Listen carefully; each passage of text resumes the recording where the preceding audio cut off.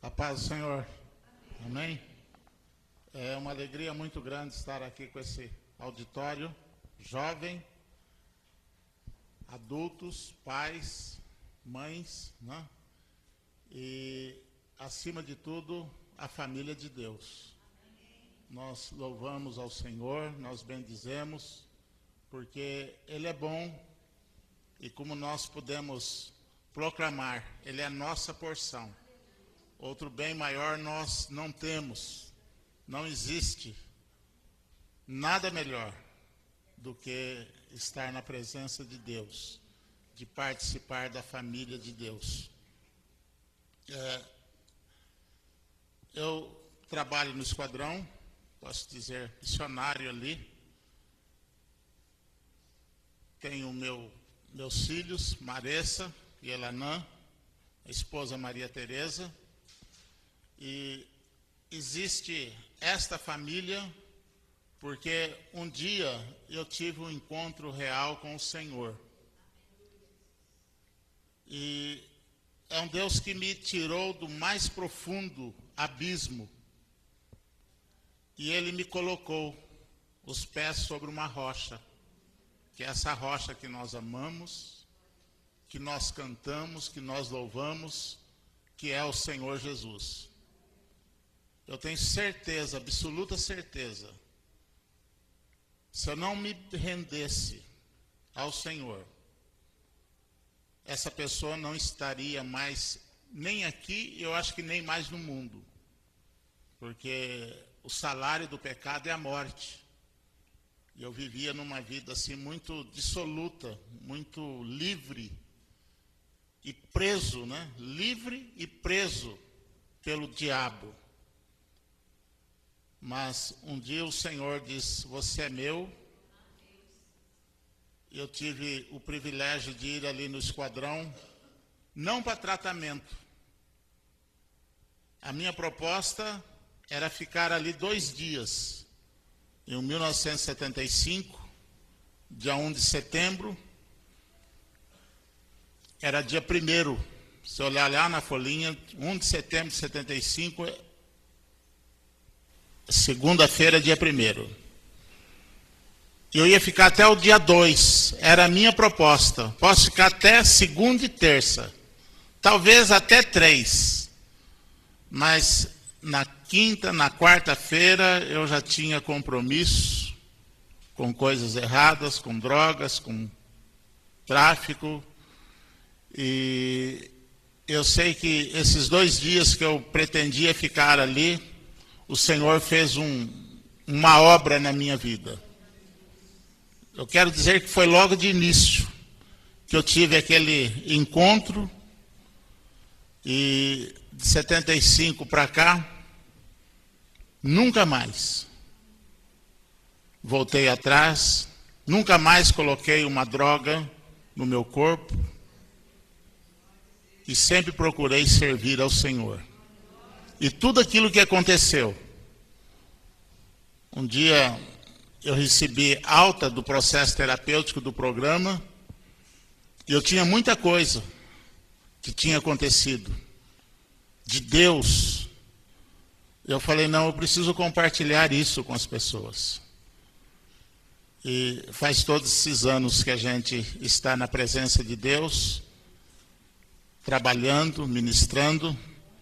Fez 2 anos agora em junho, dia 10 de junho, fez 2 anos que nós saímos da chácara, quer dizer, moramos toda essa vida, eu e minha esposa, temos 34 anos de casado, temos 2 filhos, a Maressa com 32, a Elanã com 30, e durante todos esses anos convivemos ali.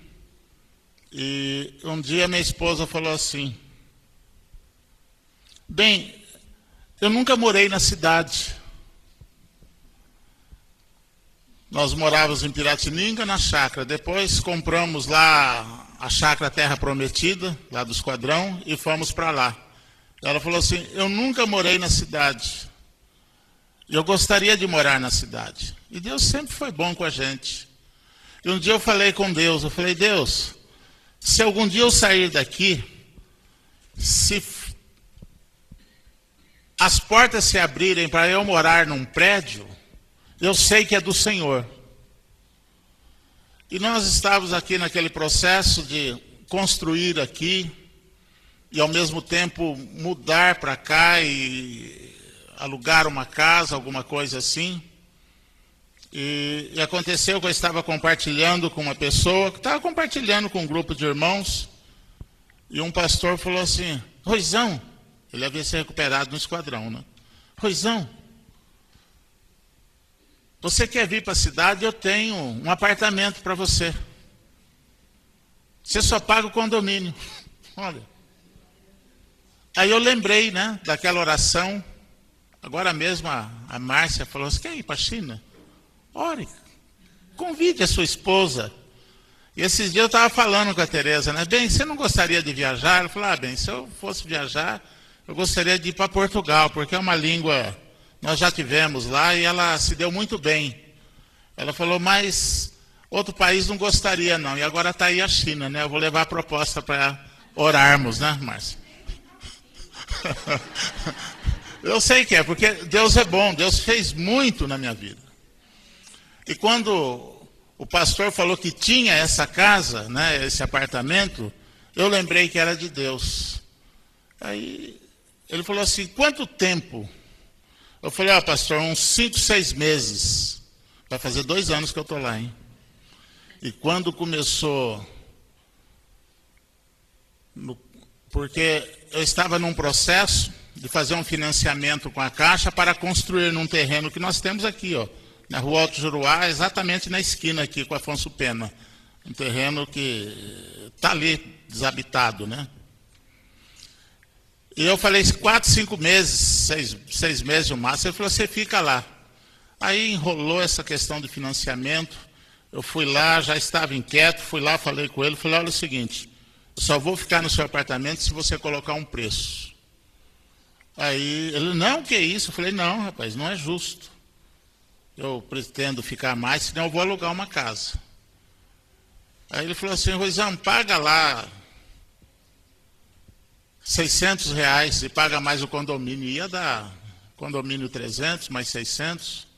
Eu paguei o primeiro mês 600, ele me deu uma conta para eu depositar. Aí eu liguei lá para os outros apartamentos, 700. Eu falei: nós vamos continuar dando 700 para ele. Acho que demos 600, só foi acho que 2 meses. E Deus abençoou de uma maneira tremenda. Nós não construímos, mas compramos uma casa, eu posso dizer assim, que é do gosto, muito linda. Um amigo nosso veio de BH e ele comprou uma casa ali na Santa Luzia. E nesse processo de financiamento, esse processo da gente construir, nós estávamos procurando também uma casa para comprar. E via uma, a Marissa falava: essa não, e a outra. E ela falava: é meia casa, pai, essa não. Aí eu falei: Deus, o Leonardo veio lá de BH, comprou uma casa maravilhosa, demorou menos de um mês, quanto tempo? E passou uns dias, eu recebo um telefonema, o Leonardo: pastor, estou sabendo que você quer comprar uma casa, quer comprar a minha? A casa que a gente tinha no coração. Compramos a casa, está quitadinha. Só estamos aguardando ele sair da casa, porque eu dei uma outra casa que eu tinha no Beija-Flor, no negócio também, e ele está reformando essa casa do Beija-Flor para ele poder morar nessa casa. Então eu vejo assim que Deus é bom. Teve um versículo, acho que 32:18, se cumpriu, que o meu povo habitará em moradas seguras, em lugares de paz e de descanso. Ali é um lugar realmente, é uma rua assim que ela é fechada assim, passa carro na frente, mas não é aquele movimento. Então eu vejo que é um Deus que faz além daquilo que nós pedimos ou pensamos. E é esse Deus que quando nós oramos, acontece.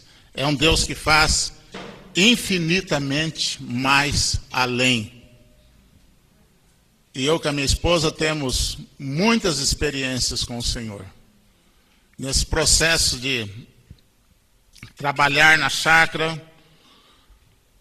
Quantas necessidades, quantas dificuldades, mas em todas Deus deu sempre a vitória. Deus sempre nos abençoou. Um dia nós estávamos folheando uma revista, ela falou, bem, olha, qual é o nome daquela cidade da Itália que tem aquelas águas, os rios assim? Veneza. Ela falou, olha que lindo, Veneza. Já pensou um dia nós lá? Ela só aspirou, só desejou. E um dia nós não fomos em Veneza, mas nós estávamos no Rio Sena, em Paris, numa gôndola lá. Eu falei, bem, você queria ir em Veneza? Mas nós estamos aqui no Rio Sena, em Paris, olha lá. Então, é um Deus que faz muito mais além. Eu era uma pessoa que vivia aqui na periferia da Bela Vista, era uma pessoa não grata à sociedade de Bauru. Tinha época que eu não podia permanecer nesta cidade, porque tinha complicações com a justiça, com a polícia. Vivi uma parte da minha vida em São Paulo, tive preso várias vezes, ali mesmo com o Coronel Guedes, no pavilhão 9 do Carandiru, no presídio Tiradentes, no Hipódromo, no DEIC, e mais um monte de cadeias. Se for contar cadeias assim de correcional, dá mais de 90. E Deus me tirou de toda essa sujeira e colocou nos meus lábios um novo cântico. Sou filho de ferroviário, meus pais simples, eles sempre diziam, simples mas honestos, sempre diziam, filho, você precisa estudar, você precisa ir para a escola para você alcançar espaço na sociedade. E eu estudava no Moraes Pacheco, naquela época tinha até uma gandola e uma gravata. Antigamente ia de gravata na escola, naquela época. Era um regime. Aí fui para o Moraes Pacheco, não terminei a 8ª série por causa das drogas. Conheci dentro da escola um grupinho, tinha um amigo que tinha uma farmácia, nós tínhamos acesso aos psicotrópicos, aquelas pílulas, né, anfetaminas, que não permitia que a gente dormisse. Tirava boa nota na matéria, às vezes está estudando, mas às vezes final de semana também, lá no Noroeste, na piscina, usava os psicotrópicos. E ali foi um pulo para outras coisas. Apesar que eu já tinha outras experiências com álcool, que aconteceu dentro da minha casa. O meu pai, Rui, vai lá na venda, compra um. Eu gostava de tomar um conhaque, então tinha uma garrafinha. Presta atenção, daqui a 1 ano. Então só vou visitar vocês aí em Bauru daqui a 1 ano. E às vezes quando eu vinha fazer visita, tinha que ser de noite. Visitava e voltava para a polícia não me ver. Mas eu estava preso. Eu estava dentro de uma cadeia. Peguei este papel, alguém que saiu, eu falei, por favor, põe nesse endereço, mas não ponha remetente. Eu acho que a dona Maria, quando leu aquela carta, ficou toda feliz. Olha, meu filho, vai trabalhar no Nordeste, está viajando de avião. Agora ele arrumou um bom emprego, mas mentira, eu estava preso. Então, a mentira, ela sempre aparece. Não demorou muitos dias, mamãe ficou sabendo, e eu creio que foi uma situação muito triste. Uma vez, eu estava com 1 ano e 9 meses, mais ou menos, no esquadrão. Me tratei durante o período, depois comecei a ajudar como monitor, como obreiro. E um dia, nós estávamos orando, tinha um Valdo Jaboque lá na represa, que era ali do Guilherme Ferraz, era um local de oração, era um domingo, nós estávamos orando, eu lembro que era livre, e um profeta se levantou do nosso meio e falou, meu servo, eis que aquela que te pôs no mundo, minha mãe, né, vai sofrer um grande abalo, mas não temas que eu sou contigo. A gente recebe uma palavra dessa, eu fiquei assim como quebrado. Eu fui para o alojamento, deitei, deu vontade de dormir, mas o sono não vinha. E aí eu tinha aprendido, né, que na hora da dificuldade a gente tem que buscar Deus. Aí peguei minha Bíblia, fui orar novamente. E a hora que eu abri a palavra, saiu naquele texto lá de Zedequias, que o profeta Isaías foi lá, Ezequias, põe tua casa em ordem que você vai morrer. E diz que Ezequias, ele estava doente, ele virou o rosto para a parede, e o relato bíblico é que ele chorou muito, muitíssimo. Ele falava, Senhor, eu sempre fui fiel. Acho que ele dizia assim, não me leve agora. O profeta deu o recado e foi embora, vocês conhecem a história, né? E quando o profeta estava indo, o Senhor falou para o profeta Isaías, volta lá. Fala para Ezequias que eu vou acrescentar anos de vida. Então, diante dessa palavra, eu me animei, eu criei força. Aquela tristeza, aquele pesadelo passou. Esqueci, tudo bem, passou aí umas 3 semanas. Os residentes internos, eles não vão na cidade sozinhos quando eles estão no princípio do tratamento. E eu, como monitor, fui levar uma pessoa para o médico. E quando nós estávamos ali, perto ali da delegacia, uns 2 quarteirões ali na Rodrigues Alves, apareceu uns investigadores, nos cercou, falou, você é o Rui, né? Eu falei, sou, você é o tal, falou meu apelido. Eu falei, pois não. Aí, um já me segurou assim, pela calça, pelo cos. O outro segurou eu pela mão. Eu falei, mas o que está acontecendo? Ele falou, não, o delegado quer conversar com você. Eu falei, olha, vamos a pé. Eu dei até risada. Eu falei, quando eu vivi aquela vida louca, né, não tinha medo de cadeia, agora que eu estou mais de quase 2 anos, né, numa vida aí bacana com Deus, não vai dar nada. E tinha um menino comigo, chama Joel Cristianini. O Joel ficou todo apavorado. Eu falei, não esquenta a cabeça. A hora que o pessoal sentir falta de nós, eles vão procurar em hospitais, no ML, e vai nos achar. Não deu outra. Quando foi umas 8h30, 9 horas, o carcereiro falou, Joel Cristianini, o residente sai e o obreiro fica, né? Eu falei, meu Deus. Aí passei aquela noite. No dia seguinte, cedo, o Edmundo, presidente, fundador do esquadrão, ele conseguiu ir lá na ala, na grade. Ele falou, Rui, é o seguinte, tem um pessoal de São Paulo que eles já saíram de lá, vão chegar aqui lá para 12h30, às 13 horas, e eles vão te levar para lá. Tem algumas coisas suas lá do passado. Mas fique tranquilo, eu já fui na casa da tua mãe, já falei para ela, tudo, está tudo sossegado. Quando ele falou, já fui na casa da tua mãe e falei para ela, o que eu lembrei? Da profecia. Que aquela que te pôs no mundo vai sofrer um grande abalo. Olha, eu acho que a minha mãe pensava assim, eu recebi aquela carta dele, ele dizia que estava trabalhando e estava preso. Agora ele diz que está recuperado e ele está preso. Eu acho que esse menino não tem mais jeito. Eu sei que eu passei 12 dias lá, voltei, os mesmos policiais que me pegaram aqui, me levaram, eles me trouxeram de volta. Foram 12 dias de experiência assim, muito firmes, de pregação de evangelho dentro da cadeia. Eu nunca tinha visto essas coisas. Eu já vi muita gente sofrer. Às vezes até diz que é cristão, mas sofre. Um dia eu perguntei para Deus, falei, Deus, por que eu passei lá? Não é pela força do homem. Deus falou para mim, na tua vida não tem brechas. Tem gente que está aqui falando, diabo, sai, o sangue de Jesus tem poder, sai demônio. Mas daqui a pouco tem comprometimento com o pecado.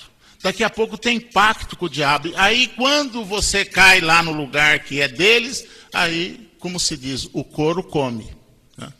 Eu falei, Deus, mas... Aí Deus falou, na tua vida não tem brecha. E aí me trouxeram de volta, fizemos um grande culto. Os investigadores, um deles era uma pessoa que ele, naquela época, era o esquadrão da morte. Ele falava assim, A minha profissão é desovar bandido. A minha profissão é colocar um ponto final na trajetória dessas pessoas. E essa pessoa, ela se converteu com um testemunho nosso dentro do esquadrão. Porque quando eles nos levaram e trouxeram, nós sabemos que ele se converteu porque nós precisamos de documento de uma pessoa lá dentro do DEIC de São Paulo, e quando tínhamos o contato com ele, e quando nós entramos em contato com ele para poder agilizar essa documentação de uma outra pessoa, ele falou que tinha saído do trabalho da rua, estava trabalhando na parte burocrática, porque ele tinha tido um encontro real com o Senhor. Então, é um Deus que é tremendo. Eu quero aqui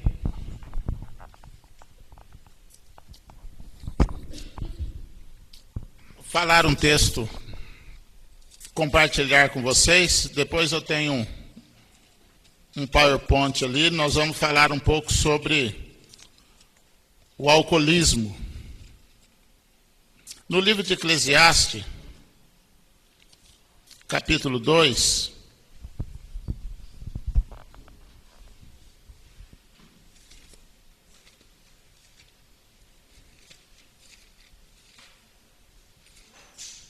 assentados mesmo.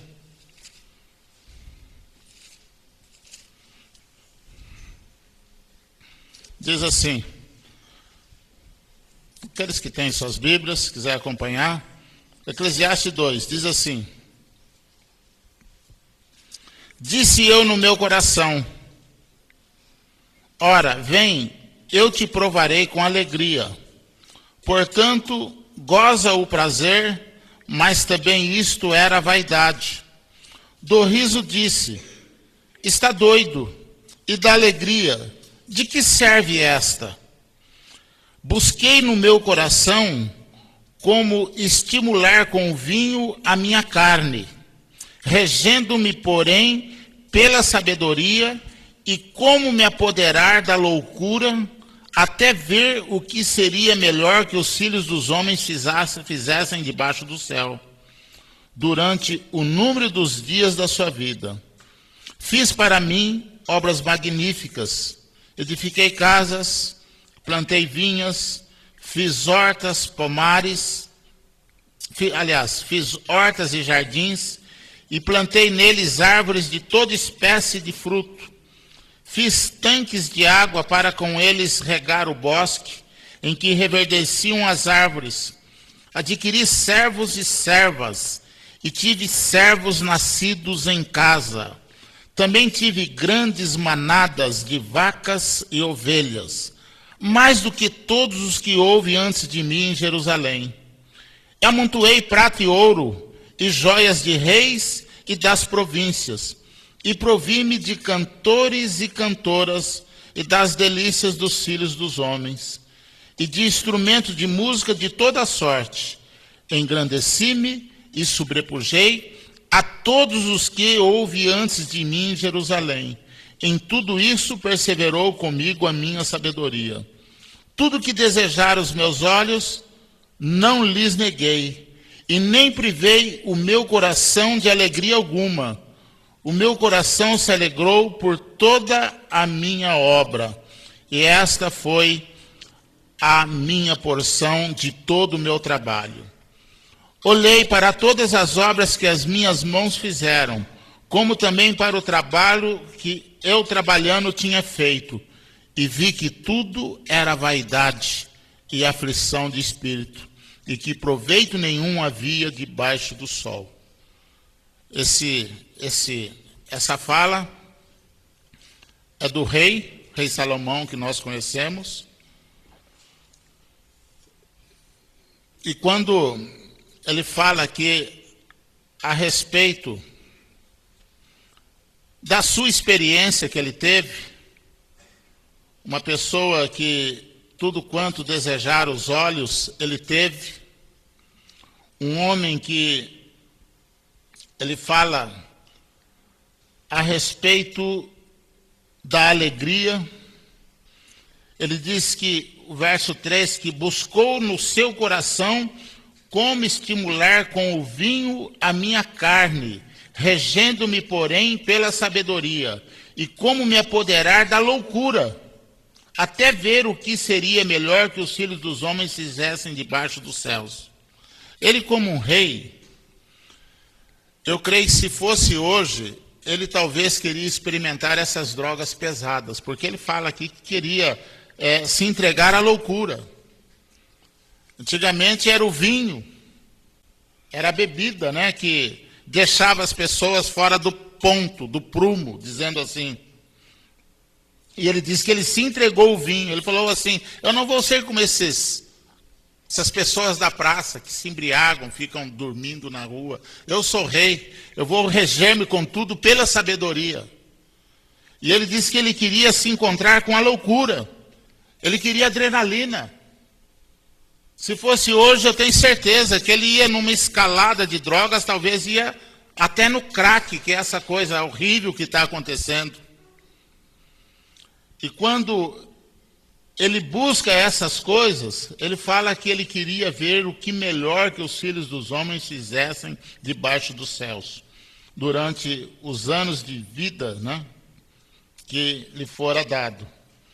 E o verso 4, ele fala a respeito de um problema que é humano.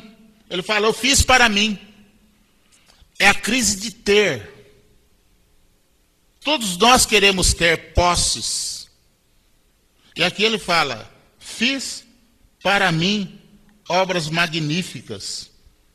A gente entramos em castelos de reis, aquela suntuosidade, a cozinha, aquelas panelas enormes, o povo, né, as pessoas que cuidavam da tarefa da casa, do palácio, muitos servos, e que ele fala aqui que ele teve tudo essas coisas.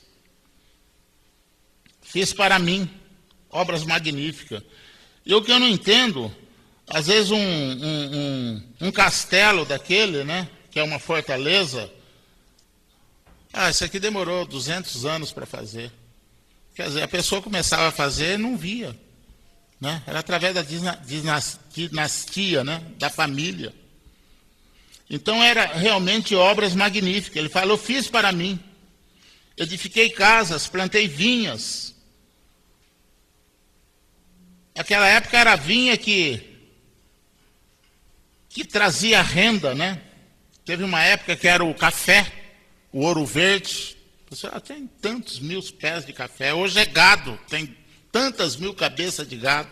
A pessoa avaliava as suas posses através disso. Ele disse que ele tinha vinhas. Não era uma vinha, eu acho que ele era uma enorme possessão. E ele fala que ele fez tanques de águas para regar os bosques, adquiri servos e servas, e tive servos nascidos em casa. Também tive grandes manadas de bois e ovelhas, mais do que todos os que houve antes de mim em Jerusalém. Quer dizer, ele olhou para trás, ele não viu ninguém maior do que ele. Ele era uma pessoa abastada. E amontoei para mim prata e ouro, e joias de reis e de províncias. Era aquela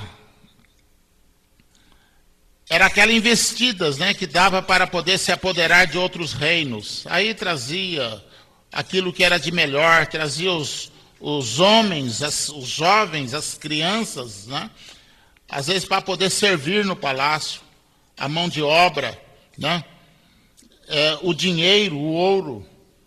E provi-me também de cantoras e cantoras. Naquele tempo não tinha internet. Se o rei perdesse o sono, se ele tivesse uma insônia, ele podia estalar os dedos, tocar um sininho. Os cantores e as cantoras poderiam cantar para ele a noite toda, o tempo que ele quisesse. Ele disse que ele tinha uma orquestra, ele tinha cantores, tinha cantoras. E das delícias dos filhos dos homens. Tem uma tradução que fala mulheres e mulheres. Engrandeci-me e sobrepujei a todos que houve antes de mim em Jerusalém, e tudo isso perseverou comigo a minha sabedoria. E tudo que desejaram os meus olhos, não lhes neguei, e nem privei o meu coração de alegria alguma. E o verso 11, ele fala assim: e olhei para todas as obras que as minhas mãos fizeram, como também para o trabalho que eu trabalhando tinha feito, e vi que tudo era vaidade.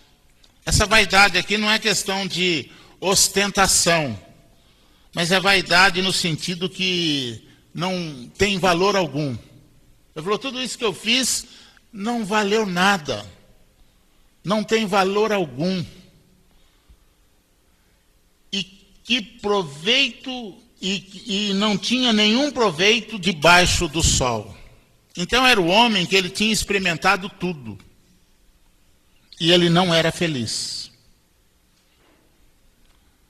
Um dia eu estava conversando com o presbítero, o Senhor já o recolheu, nós o conhecemos, mais antigo, Sérgio Maciel. Ele doou uns carneiros lá para o esquadrão, e ele contou a trajetória dele. Ele falou, eu estudei, eu queria ter um pedacinho de terra, eu queria ter uma cabecinha de gado, umas coisinhas assim. Ele falou, mas Deus foi tão bom comigo que Ele me abençoou muito mais além. Olha, eu era feliz quando eu estudava, e às vezes eu comia aquele lanche, às vezes dormia em lugares, acho que fez um curso, acho que fora da cidade aqui, acho que em São Paulo. Ele falou, naquela época eu estava conquistando o meu ideal de eu ser um engenheiro agrônomo, eu era feliz quando eu estava me ralando. Depois que eu conquistei, que eu vi que eu tinha tudo, eu comecei a ver que não tinha significado mais nessas coisas. Para mim parece que não tinha mais conquistas. Aí foi que eu encontrei Jesus, foi a minha salvação. Olha o testemunho daquele homem. Então a pessoa pode ter o que tem, se não tiver Deus, nada disso vale. Salomão está dizendo isso aqui. No último capítulo do livro dele, lá no final, capítulo 12, ele fala assim,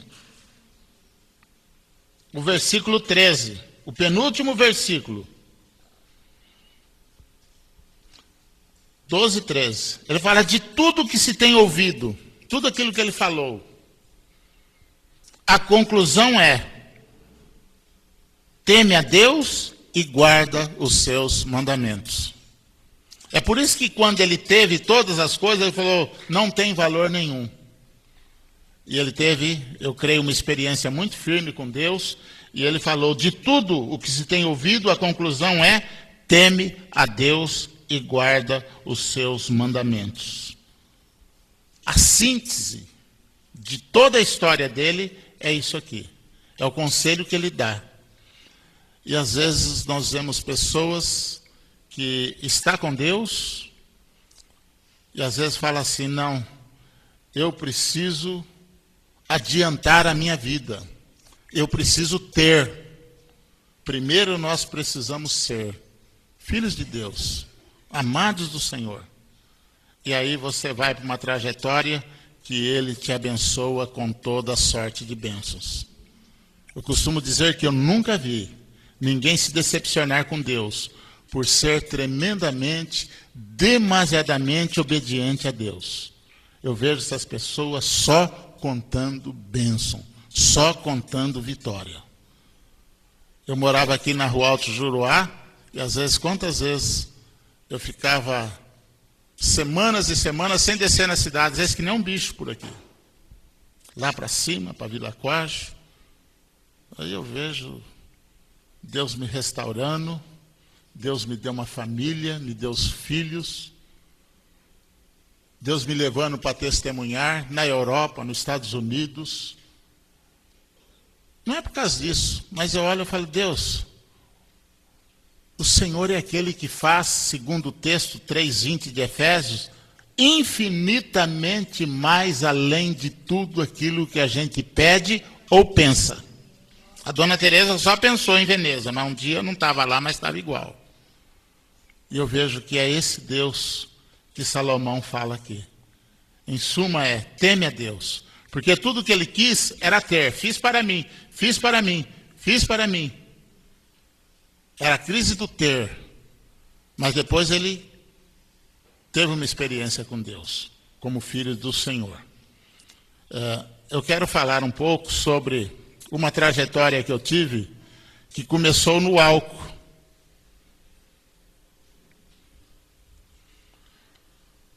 E existe um marketing nas bebidas, né, que fala assim: beba com moderação. Eu acho que todo mundo já ouviu ou já leu isso, né? Já ouviu ou já leu, não já? Todo mundo. Agora, beba com moderação. Eu fico assim, impressionado com o marketing dessa bebida. Porque se você tirar com moderação, a mensagem é beba. A mensagem disso daí é beba.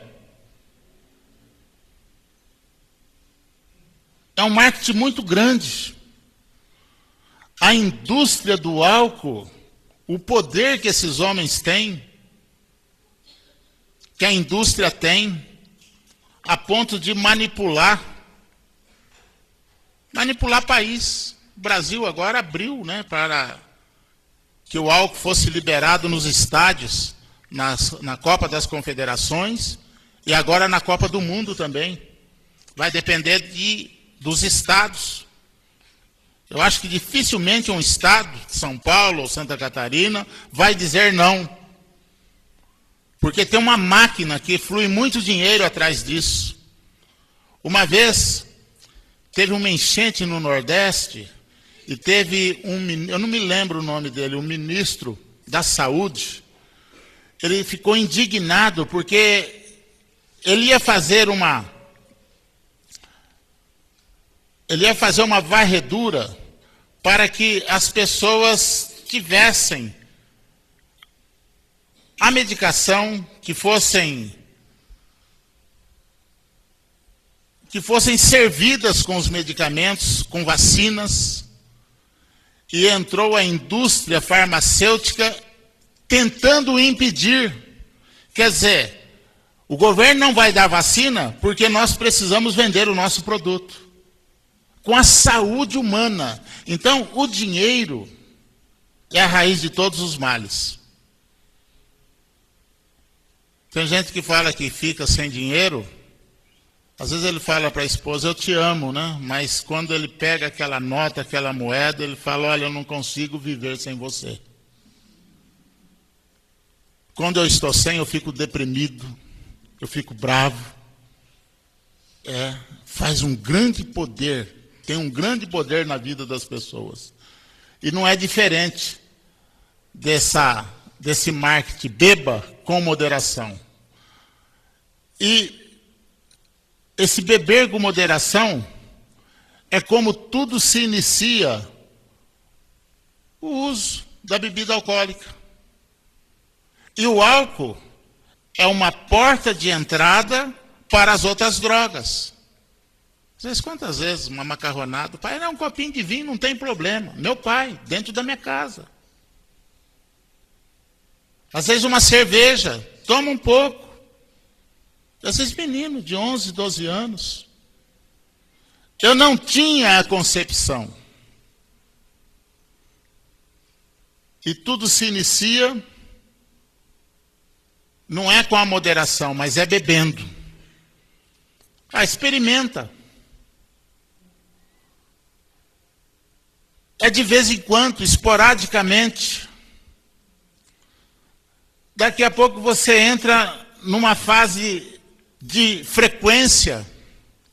E aí você já é uma pessoa, um bebedor pesado. O que é uma pessoa que é um bebedor pesado? É aquele que já tem comprometimento com o físico, com o psicológico, com o social. Vamos pescar? Vamos. Mas na nossa pescaria não tem álcool. Então eu não vou. Vamos fazer um churrasco? Vamos. Mas lá não tem cerveja, não. Então, cerveja, churrasco sem cerveja não existe. Então, socialmente, ele está fora. Então, o bebedor pesado, ele tem esses comprometimentos. Fisicamente. O abuso. O abuso é quando a pessoa já está naquela fase que ele não aguenta ficar sem. Ele fala, não dá para ficar sem. Ele abusa, ele vai além daquilo que ele sempre bebeu. E aí, através do abuso, é onde que se instala a dependência. E a dependência é quando a pessoa depende. Eu não consigo ficar sem. Ali na esquina de onde que eu moro, ele mora ali na Vila Inglesa, perto da Tilibra tem um barzinho ali. De manhãzinha tem um pessoal lá que já fica esperando aquele bar abrir. É a pessoa que, de manhã, ele já precisa tomar uma. Ele já é dependente. A palavra já diz, né? Ele depende daquilo. Ele não consegue ficar sem. Fala para uma pessoa dessa, vamos fazer um churrasco, e ele fala, mas lá tem cerveja, né? Pescaria é sinônimo de bebida. Pode passar.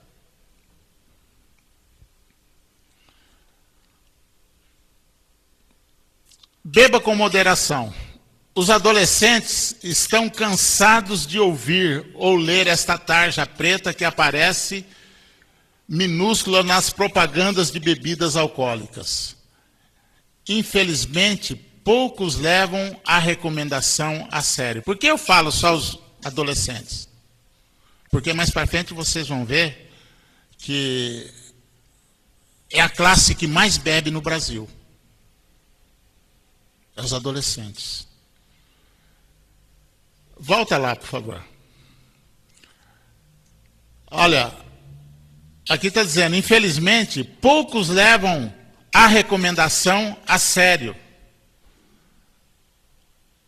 Eu acho que a maioria leva a sério a recomendação porque bebe. Olha aí o merchandising, né? Beba com moderação. Então, não são poucos, é a maioria. Que eles levam muito a sério. Eles dizem sim para o beba. Pode passar, por favor. O resultado. Os adolescentes começam a beber cada vez mais cedo. 78% dos jovens, isso é pesquisa, viu? Brasileiros bebem regularmente, de uma maneira regular. Às vezes é os finais de semana só, mas é regularmente. Não, só tomo sábado, nós vamos ali no barzinho, é um chopinho, é uma cervejinha. As escolas, as faculdades, vocês sabem que rolam tudo isso. E 19% deles já são dependentes do álcool, quer dizer, não vive sem. Isso jovens. Eu tenho um vizinho, nós já estamos orando por ele, já vai para 2 anos. Graças a Deus parou muito. Mas uns filhinhos, e a gente vê a briga por causa de bebidas, talvez até drogas, as crianças assustadas. E eu fico olhando aquela situação, eu falo, meu Deus, eu jamais queria dar uma filha para um rapaz desse. Preste atenção. A mãe chora, as crianças gritam, há um pavor. Melhoraram muito. Temos orado muito. Muito não, temos orado para que Deus faça uma obra na vida dessas pessoas. Mas é uma pessoa que ele tem dependência com drogas. Tem uma dependência química instalada. Pode caminhar. Dos jovens viciados em álcool, estatística agora, né? 40% começaram a beber antes dos 11 anos. quer dizer, aquela fase experimental, como eu comecei em casa. Ah, é um vinhozinho, isso daí não tem problema. Ah, uma cervejinha, toma um pouquinho. Entre adultos, a taxa é 16%, de acordo com dados do Centro de Referência em Álcool e Tabaco e outras drogas, da Secretaria de Saúde de São Paulo. E a maioria teve primeiro contato com a bebida alcoólica dentro de casa ou na presença de familiares. Foi o que aconteceu comigo, dentro da minha casa. Eu não tinha Jesus. E eu conheço muitos jovens que eles estão evangelizando os pais. Eu conheço muitos jovens que oram pelos seus pais. E eu conheço jovens que nunca tiveram uma paternidade. Um dia a Tereza, minha esposa, ela falou: Rui, essa moça, mãe de família hoje, ela era uma moça que a mãe tinha uma vida fácil, saía de casa na quinta, sexta-feira, voltava na segunda, terça, envolvida com tóxicos, com prostituição, e todo mundo dizia que tinha 2 filhas, uma mais velha e outra mais nova. Ficavam trancada não, ficava dentro de casa, fazia sua comidinha, tudo. E todo mundo falava: essas meninas vão seguir o caminho da mãe. De jeito nenhum. Mulheres, donas de casas, responsáveis, tem uma delas que é do Senhor ainda. Adão estava lá no Éden e ele tinha tudo de provisão de Deus. E ele acabou caindo. Às vezes fala, é o ambiente. O ambiente tem influência? Tem sim. Mas a presença da bebida dentro da casa, dentro de casa, isso daí é um perigo muito grande para os filhos, para os jovens. E nós precisamos ter essa força no Senhor. Não para repreender, mas para ter a nossa opinião formada. Como filhos de Deus, como servos, como servas, e abençoar os nossos pais. Não é pôr as mãos, pôr o dedo na cara, não é acusar, mas é de orar, de abençoar. Você já ouviram aquele ditado que briga de família não entra? Eu vi um testemunho de uma pessoa, o pai espírita, problemas com vício, e briga com a filha. Olha, ore por ele, abençoa. Ah, acho que não tem mais, ore, abençoa. O pai acabou dando um apartamento, carro. Puxa, mas meu pai, eu não sabia que ele era bom assim. Não é que não sabia que ele era bom. Ele tem muitas coisas, as pessoas têm muitas coisas boas dentro de si, mas às vezes não tem oportunidade de mostrar. E às vezes nós só olhamos aquele lado horrível. Família briga assim. Ah, esse daí não tem mais jeito, estão separados, estão nada. Ore a Deus, coloca diante do Senhor a restauração, a vida em Deus. Pode passar. O vício bate à porta. A dependência química do álcool é uma realidade que atinge 18 milhões de brasileiros.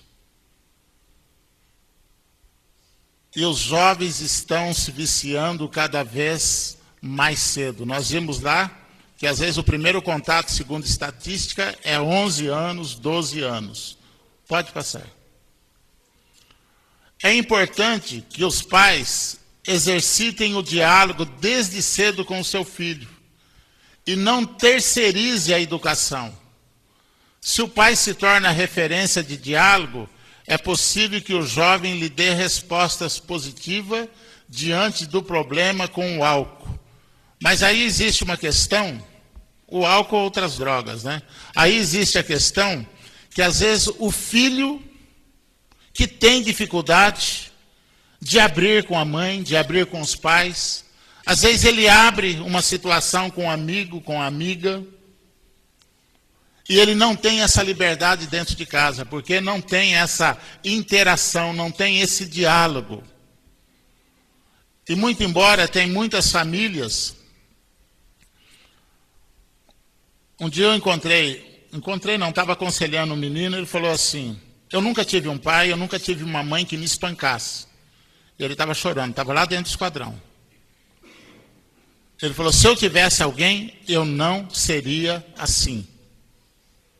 Mas ele falou, eu vou me reestruturar e eu vou ter uma família que eu não tive. Eu quero ser um pai. Eu quero ser o esposo para minha mulher, para minha esposa. Porque tem muitas mulheres que falam, meu marido é um drogado, meu marido é um bêbado, meu marido é isso, meu marido é aquilo. Mas tem muitas mulheres que falam, meu marido, ele é o cara. Meu marido, ele é o servo de Deus, ele é responsável, ele é o homem da minha vida. E é isso que nós precisamos projetar. Tanto o marido como a esposa. Quando nós temos essa comunhão com Deus, nós podemos, na nossa adolescência, conversar com os nossos pais, conversar a nível de abrir o coração, a nível de falar das verdades que estão nos atormentando, porque muitos jovens que chegam ali no esquadrão, às vezes a família e ele mesmo, ele pensa que ele sai do tratamento, ele fala, eu já estou curado, ele pensa, curado da dependência química, mas ele pensa que ele não vai ter mais problema, mas às vezes o problema está lá instalado. E às vezes não é nem o problema que o levou para a dependência química, são muitos outros fatores. E ele sai pensando que está tudo bem com a dependência química, sim. Mas lá estão as dificuldades, lá estão os problemas. Problemas mal resolvidos, que ele deveria conversar com a mãe, a menina deveria conversar com a mãe, o menino deveria conversar com o pai. Algumas dificuldades pessoais. Não estou falando de abrir por causa do copo de álcool, por causa da droga, por causa da dependência química. Mas abrir por causa dos problemas, das dificuldades que nós passamos como ser humano. Que isso advém sobre todos nós. E aí nós colocamos o bode expiatório, o nome droga. Por causa das drogas. Mas não é, o problema está lá. E por que ele sai e recai? Porque não tratou o problema. Ele não tratou a dificuldade. A falta de perdão, a falta de liberar perdão. Às vezes, um dia eu vi uma menina, nós estávamos fazendo um seminário de libertação, ela ficou possessa. E daqui a pouco começou a ministrar, nós estávamos em 3, eu, um pastor e mais uma irmã, a esposa do pastor. Aí começamos a ministrar e ela não conseguia liberar perdão para um primo dela. E quando ela tomou a consciência que ela liberou o perdão, o semblante dessa menina mudou. Todo mundo viu que aconteceu algo sobrenatural na vida daquela jovem. Porque o perdão, ele traz libertação. Às vezes as pessoas, ela leva uma mágoa, você pode levá-la para o túmulo. Mas quando o texto sagrado 5 de Tiago fala, confessai para que sejam curados, Nós precisamos liberar isso. Nós precisamos ter pessoas que nós confiamos. E em quem nós confiamos?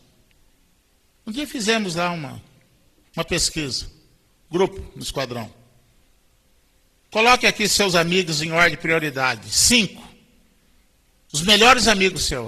João, Raquel, Manuel e tal, e tal. Muitos. Vem cá, e seus pais não são amigos? Meu pai não. Meu pai, minha mãe, meu pai é chato. Minha mãe, eu tenho muitos amigos aí fora. Bom, você tem uma moto. Se você sofrer um acidente, você ficar lá todo engaiolado lá, qual desses amigos que vai lá colocar uma colherzinha de sopa na sua boca? Eu acho que é só meu pai e minha mãe, né?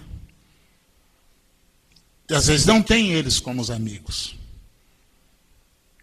Então nós precisamos repensar as pessoas que perdem sono, que ligam. Aonde você está, o que você está fazendo, isso é amor. São pessoas que estão do outro lado, estão sofrendo por causa de você. E às vezes nós não aquilatamos esta verdade.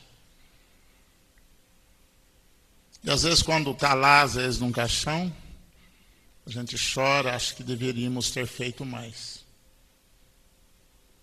Às vezes é a última oportunidade que você tem de convergir com aquela pessoa, de dialogar, de bater um papo.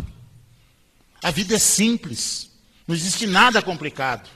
Principalmente nós que temos Deus, que temos Jesus. Se andarmos na luz como Ele na luz não está, isso é comunhão.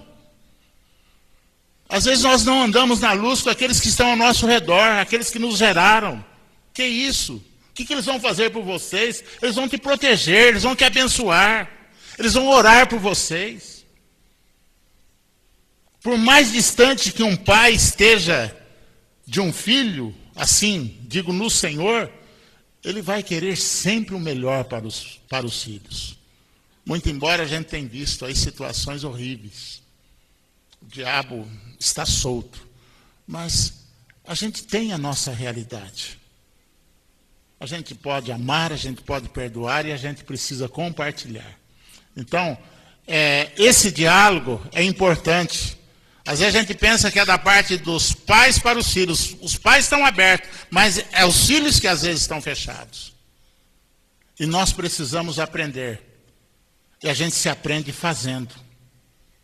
Conte a sua dor, conte a sua mágoa, conte as suas dificuldades.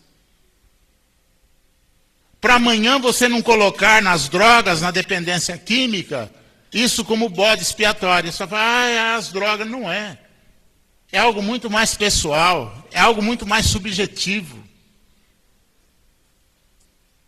As drogas foi só um convite, foi só um momento. Pode passar. Os efeitos. Daí a gente encontra, em qualquer livro. A ingestão do álcool provoca diversos efeitos, que aparecem em duas fases distintas. Uma estimulante e outra depressora. Segundo estudiosos, o álcool ele é depressor, mas ele estimula logo no início também. Porque a pessoa, como diz ali, ela fica desinibida, ela fica eufórica, ela fala com maior facilidade. Então, isso pode ser um ponto que leva aquela pessoa que é inibida a usar o álcool, a usar qualquer outro tipo de drogas. Com o passar do tempo, começam a surgir os efeitos depressores, como falta de coordenação motora, descontrole e sono. E quando o consumo é muito exagerado, o efeito depressor fica exacerbado, podendo até mesmo provocar o estado de coma.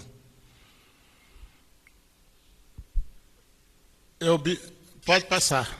Eu bebia e um dia eu tenho um sobrinho. Naquele tempo ele foi para o hospital, acho que tomou soro lá, não sei. Mas Eu dei álcool para o meu sobrinho acho que tinha 4, 5 anos. Acredita? A loucura que a gente vivia. Eu tomando com Coca-Cola e ele ali, toma um pouquinho, Nilton, daqui a pouco ele ficou mole, e precisou levar o menino para o hospital. Naquele tempo não tinha. Se é hoje, já sai até no Brasil todo, né? Mas é porque uma pessoa insana, uma pessoa que não via as consequências. As recomendações atuais para o tratamento do alcoolismo envolvem 2 etapas. O alcoolismo ou qualquer dependência química, né? A desintoxicação, geralmente realizada por alguns dias sob supervisão médica, permite combater os efeitos agudos da retirada do álcool. Dados os altíssimos índices de recaída, no entanto, o alcoolismo não é doença a ser tratada exclusivamente no âmbito da medicina convencional. Por isso que existem as clínicas, por isso que existem os profissionais, os psicólogos, para poder dar esse suporte também para o dependente químico. A reabilitação, os alcoólicos anônimos, ali poderia colocar também as comunidades terapêuticas, né? Depois de controlados os sintomas agudos da crise de abstinência, os pacientes devem ser encaminhados para programas de reabilitação, cujo objetivo é ajudá-los a viver sem álcool na circulação sanguínea. Pode passar, Tiago. E o que está por trás do consumo do álcool entre os jovens? Agora eu queria ouvir de vocês. O que vocês acham? Um por vez. O que vocês acham? O que leva os jovens a usarem o álcool ou qualquer outro tipo de drogas?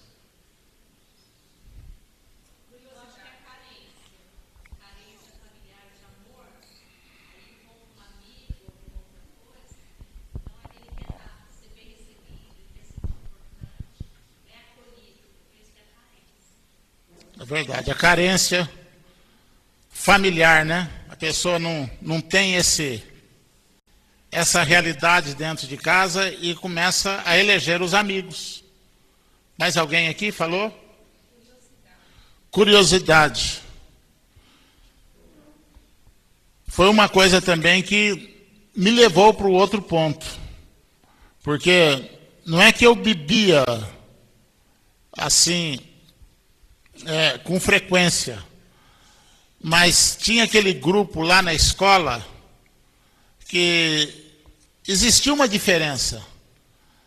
Era o Arthur Antônio e mais uns 3. E, curiosamente, eu me aproximei, fui aceito pelo grupo, e aonde que se instalou outra comorbidade, né? Aí foi a maconha, depois outros tipos de droga. Mais alguém? O que está por trás do consumo do álcool e drogas do jovem? Eu acho que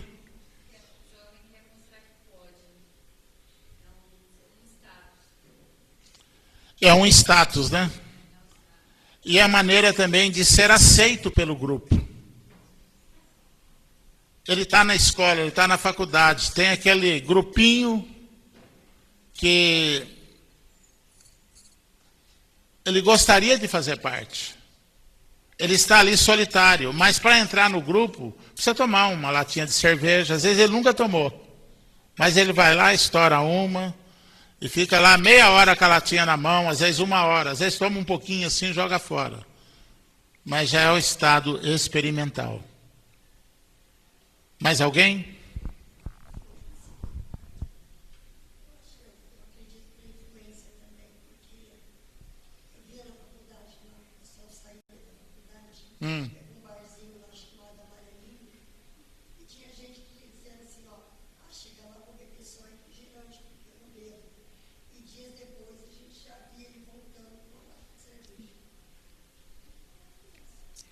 Então, às vezes dentro da faculdade não vende, né?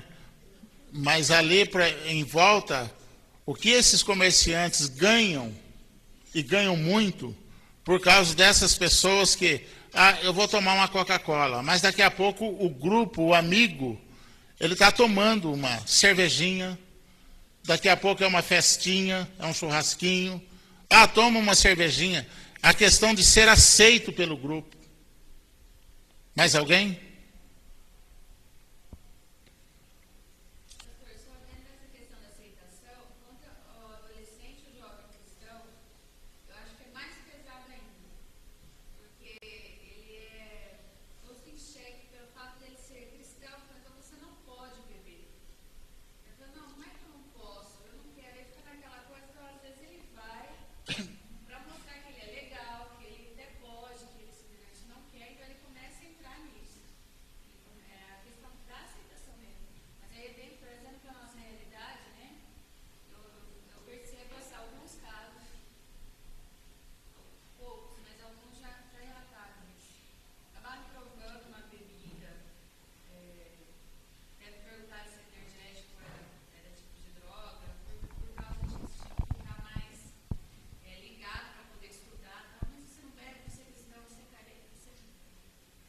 O cristão, um dia um grupo de amigos, eu passei, aquele sábado à tarde, o pagode, como ele diz, né?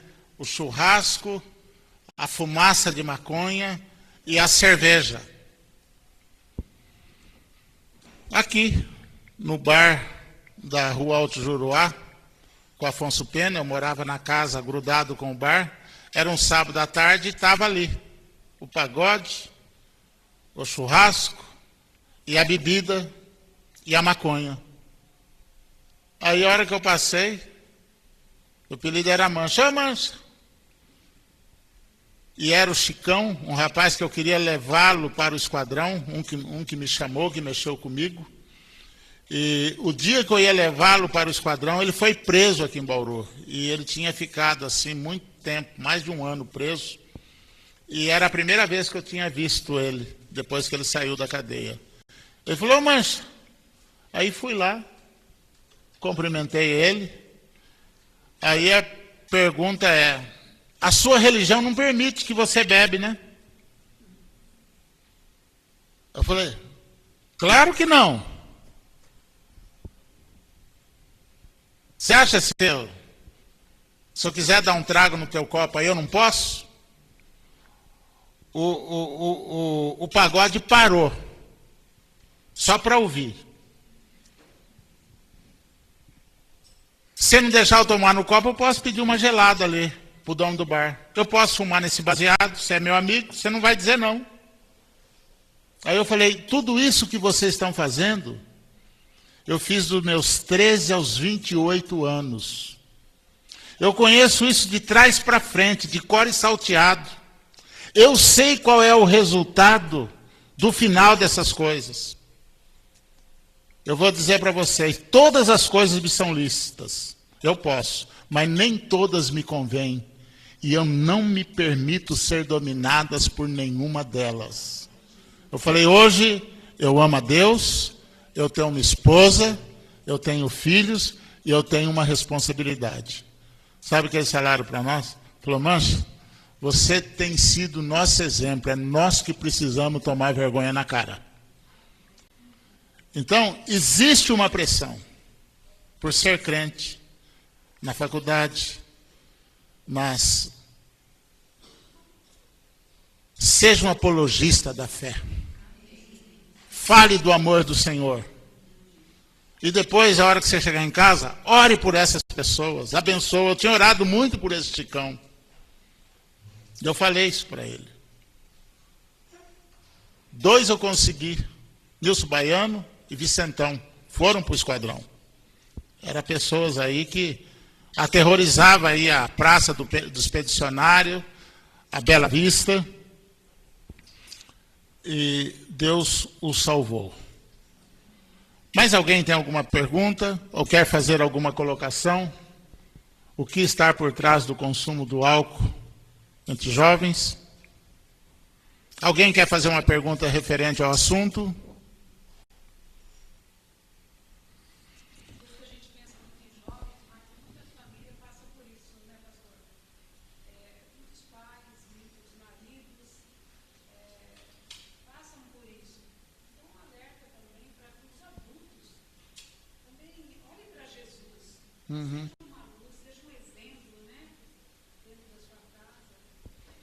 Puxa esse.